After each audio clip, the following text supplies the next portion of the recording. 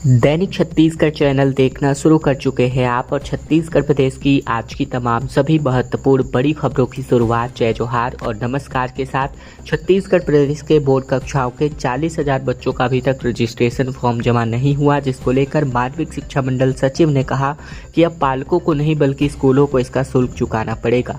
दरअसल छत्तीसगढ़ में बोर्ड कक्षाओं में पढ़ रहे तकरीबन 40,000 बच्चों का भविष्य दांव पर लटक गया है, जहां 587 स्कूल ने अभी तक एक भी बच्चों का रजिस्ट्रेशन फॉर्म जमा नहीं कराया है। इसके अलावा 553 स्कूल में किसी में 5 तो किसी में 10 बच्चों का पंजीयन नहीं हुआ है। पंजीयन न होने से ये बच्चे बोर्ड परीक्षा में नहीं बैठ पाएंगे। इन स्कूलों को नोटिस जारी करने के बाद भी बच्चों के भविष्य के साथ खिलवाड़ किया जा रहा है। माध्यमिक शिक्षा मंडल के सचिव पुष्पा साहू ने बताया कि प्रदेश में तकरीबन 7,000 स्कूलों में 10वीं और 12वीं के विद्यार्थी अध्ययनरत है, जिनमें CGBSE बोर्ड और CBSE बोर्ड के तकरीबन 1140 स्कूलों ने रजिस्ट्रेशन में अपनी देरी कर दी है, जिनमें से 587 स्कूल ने अब तक एक भी बच्चों का रजिस्ट्रेशन नहीं जमा कराया है। वहीं बाकी बचे स्कूलों में किसी में 4 तो किसी में 10 बच्चों का पंजीयन नहीं हुआ है। रजिस्ट्रेशन के लिए लगने वाला लेट फीस बच्चों के हिसाब से नहीं बल्कि प्रत्येक स्कूल प्रबंधन को अब चुकाना होगा। छत्तीसगढ़ में सुरक्षा बलों ने अब तक के लिए सबसे बड़े नक्सल ऑपरेशन को अंजाम दिया है, जहां 35 नक्सली मार गिराए गए हैं। AK-47 समेत कई ऑटोमेटिक हथियार भी बरामद हुए हैं।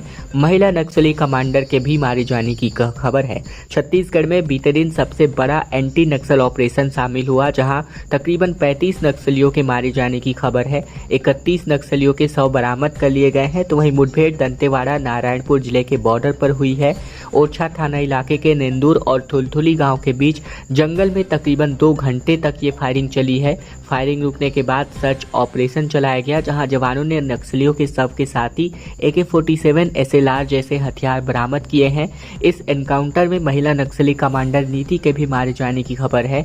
IG सुंदराज ने इसे अब तक का सबसे बड़ा नक्सल ऑपरेशन बताया है। तकरीबन 6 महीने पहले कांकेर में 29 नक्सली मारे गए थे। वहीं बात करें तो महिला नक्सली कमांडर नीति के भी इस मुठभेड़ में मारे जाने की खबर है।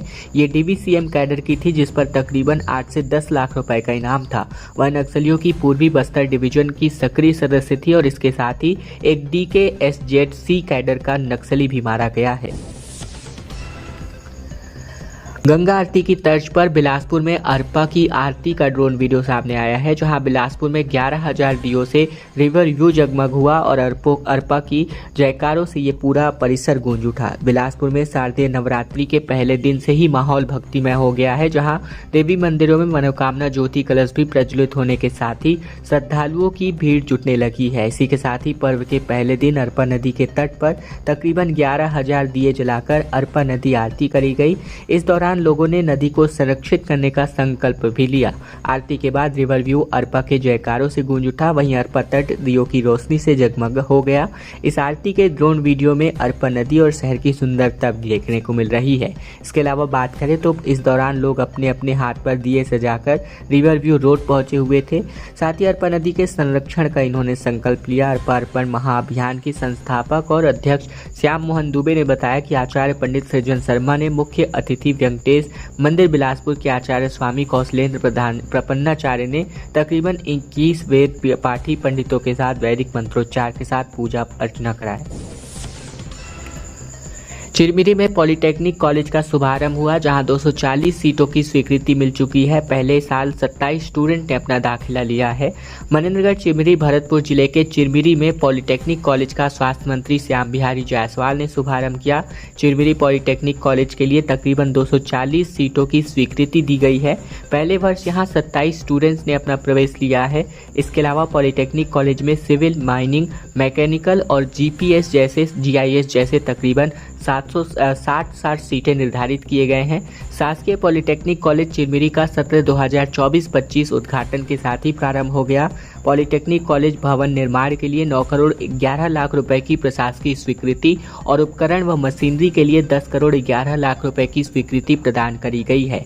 वर्तमान सत्र में सिविल ब्रांच में 8 और माइनिंग में 19 छात्र छात्राओं ने अपना प्रवेश लिया है। कॉलेज के लिए 23 प्रोफेसरों सहित कुल मिलाकर 68 पदों की सेटअप को स्वीकृति दी गई है।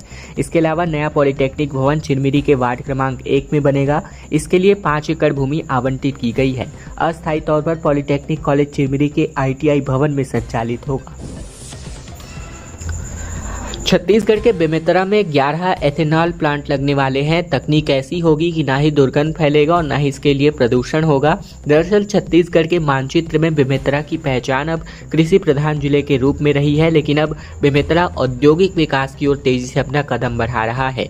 बेमेतरा जल्द ही प्रदेश का पहला ऐसा जिला बनने जा रहा है जहां 11 एथेनॉल और 3 स्पंज आयरन के प्लांट लगेंगे। इनमें से 3 एथेनॉल और 1 स्पंज आयरन फैक्ट्री का काम करना प्रारंभ कर दिया गया है। नवंबर से ही पथर्रा के एथेनॉल प्लांट में उत्पादन भी शुरू कर दिया जाएगा। इससे न सिर्फ हजारों स्थानीय युवाओं के लिए रोजगार के रास्ते खुलेंगे, बल्कि पराली जलाने और धान खरीदी के बाद चावल उठाव की समस्या का भी ठोस निराकरण होगा। बेमेतरा के पथर्रा और राका गांव में एथेनॉल प्लांट का काम तेजी से चल रहा है।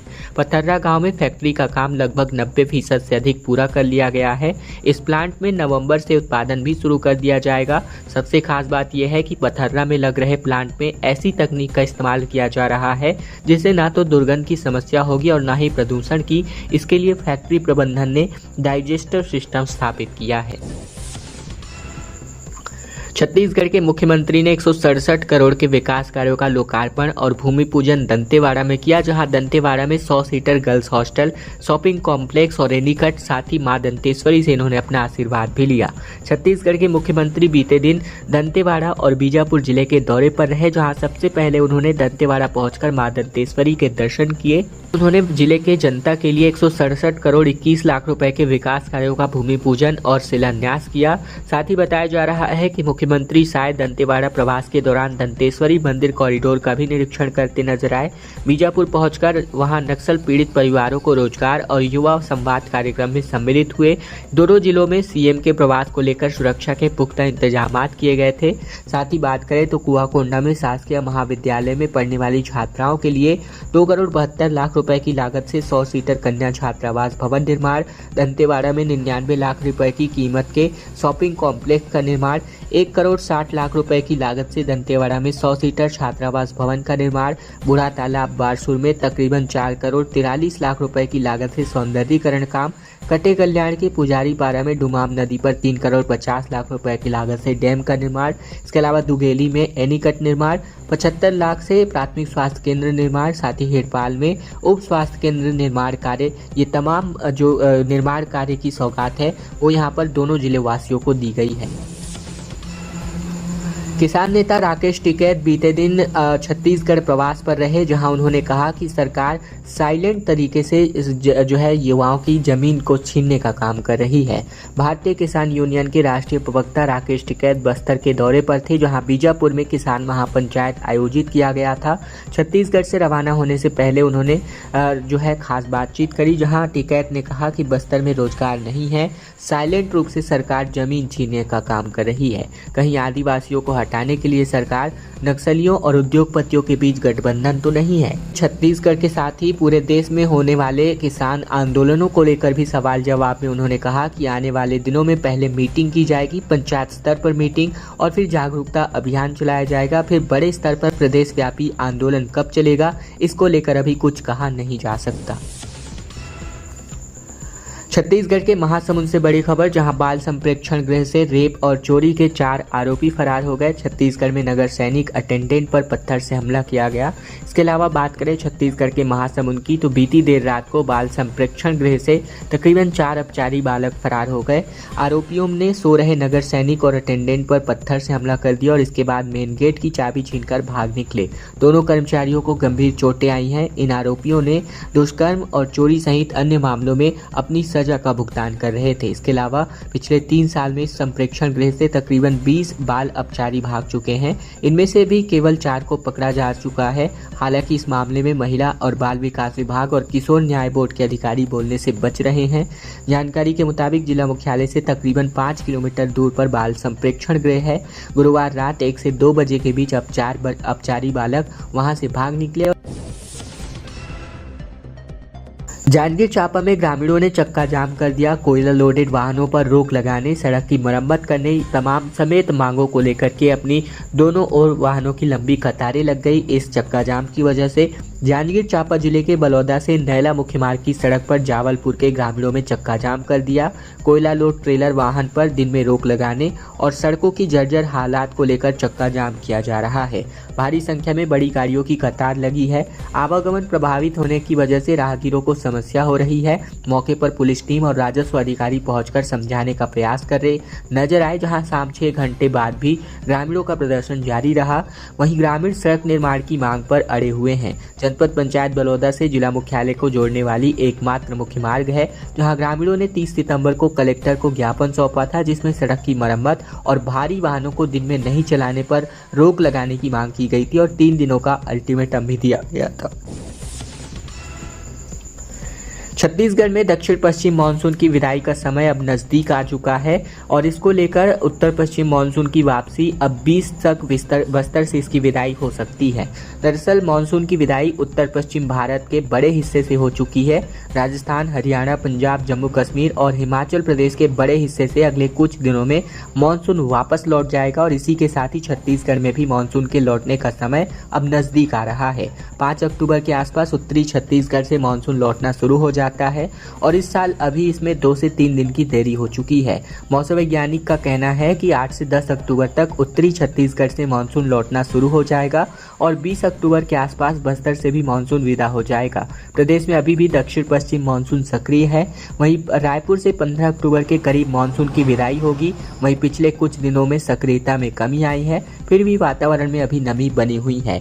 दूसरी तरफ दिन का तापमान भी सामान्य से अधिक हो गया है और इस वजह से रायपुर समेत प्रदेश के अधिकांश हिस्सों में इस समय गर्मी और उमस का वातावरण भी देखने को मिल रहा है। प्रोफेसर, एसोसिएट प्रोफेसर और असिस्टेंट प्रोफेसर की भर्ती होगी, जिसको लेकर रविशंकर विश्वविद्यालय में 60 पदों पर वैकेंसी जारी करी जाएगी। पंडित रविशंकर शुक्ल विश्वविद्यालय में प्रोफेसर, एसोसिएट प्रोफेसर और असिस्टेंट प्रोफेसर के 60 पदों पर भर्ती होगी। इसके लिए वैकेंसी निकली है। इस भर्ती के लिए आवेदन करने वाले इस बात को जरूर ध्यान रखेंगे कि यह निर्धारित समय पर विश्वविद्यालय पहुंच जाए, अन्यथा फॉर्म्स रिजेक्ट हो सकते हैं। पिछली बार 56 फॉर्म्स रविशंकर विश्वविद्यालय को देर से मिले थे, जिसके बाद इसको निरस्त कर दिया गया था। हिंदी, समाजशास्त्र, रसायन शास्त्र समेत कुल मिलाकर 26 विषयों पर यह भर्ती होगी, जिसको लेकर विश्वविद्यालय प्रशासन ने सूचना जारी कर दी है। रविशंकर विश्वविद्यालय अध्ययनशाला में शैक्षिक पदों के लिए पिछले साल सितंबर में भी वैकेंसीज निकाली गई थी। तब प्रोफेसर, एसोसिएट और असिस्टेंट प्रोफेसर के 49 पद शामिल थे। रायपुर में नो योर आर्मी अभियान चलाया जा रहा है, जिसमें बाइक से जंपिंग फायर, साथ ही घुड़सवारी और खुसरी डांस समेत अन्य जो करतब है वो यहाँ पर शामिल है। रायपुर के साइंस कॉलेज ग्राउंड पर आज और कल को होने वाले सैन्य प्रदर्शन की तैयारी अब पूर्ण हो चुकी है। रिहर्सल में 3 बार कोशिश के बावजूद इंडियन एयरफोर्स के MI-17 हेलीकॉप्टर की लैंडिंग हालांकि नहीं हो पाई। ग्राउंड में लगाए गए टेंट बार बार उड़ जा रहे थे। हादसे के खतरे को देखते हुए हेलीकॉप्टर को लैंड नहीं किया जा सका और अब आज और कल होने वाले यानी 5 और 6 अक्टूबर को होने वाले हेलीकॉप्टर से कमांडोज को उतारने की प्रक्रिया को लेकर जिला प्रशासन और आर्मी के लोग प्लानिंग कर रहे हैं। रिहर्सल में जवानों ने बाइक से फायर जंपिंग, घुड़सवारी का करतब दिखाया। गोरखा रेजिमेंट ने खुखरी डांस भी किया। आखिर में आर्मी के ब्रॉस बैंड ने देश के भक्ति गीतों पर अपना परफॉर्मेंस दिया। इसी के साथ ही CM साय को भी इस समारोह में आने का न्योता दिया गया है। बीजेपी नेता हत्याकांड केस में नारायणपुर में NIA ने छापा मारा, जहां विधानसभा चुनाव से पहले रतन दुबे को नक्सलियों ने मार गिराया था।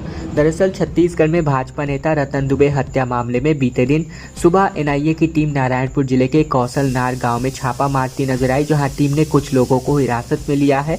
हालांकि आधिकारिक तौर पर छापा पड़ने की पुष्टि नहीं हुई है। इसके पहले NIA ने 4 लोगों को गिरफ्तार किया था। विधानसभा चुनाव से ठीक 3 दिन पहले बीजेपी के नारायणपुर जिला उपाध्यक्ष और जनपद पंचायत सदस्य रतन दुबे पर चुनाव प्रभार के लिए गांव गए हुए थे। बाजार में नुक्कड़ सभा संबोधित कर रहे थे और इसी बीच नक्सलियों ने पीछे से आकर उन पर हमला कर दिया था, जिससे उनकी मौके पर ही मौत हो गई। छत्तीसगढ़ हाई कोर्ट ने कहा कि सड़क पर हर जगह गड्ढे ही गड्ढे हैं। शासन का जवाब की फंड जारी कर दिया गया है, जिस पर चीफ जस्टिस ने कहा कि यूज होगा या मिस यूज। दरअसल छत्तीसगढ़ की सड़कों को लेकर अब जो है छत्तीसगढ़ हाई कोर्ट भी अपने जनहित याचिका की सुनवाई कर रही है, जहां हाई कोर्ट ने NHAI और PWD पर नाराजगी जाहिर की। कोर्ट ने कहा कि सब जगह गड्ढे ही गड्ढे हैं। जब सरकार की ओर से बताया गया कि फंड जारी कर दिया गया है, तो कोर्ट ने कहा कि उसका उपयोग होगा या फिर दुरुपयोग। चीफ जस्टिस रमेश सिन्हा की डिवीजन बेंच ने बीते दिन अतिरिक्त महाधिवक्ता से कहा कि रोड के हालात बहुत खराब हैं। आप भी सफ़र करते हैं, देखते ही होंगे, सब जगह गड्ढे ही गड्ढे हैं। हाई कोर्ट आते और घर जाते समय याद आता है या नहीं। साथ ही NHAI, PWD और नगर निगम को शपथ पत्र के साथ प्रोग्रेस रिपोर्ट प्रस्तुत करने को कहा। अगली सुनवाई अब 18 नवंबर को होगी, जहां प्रदेश भर में खराब सड़कों को लेकर दायर किए गए जनहित याचिका पर हाईकोर्ट में लंबे समय से सुनवाई चल रही है।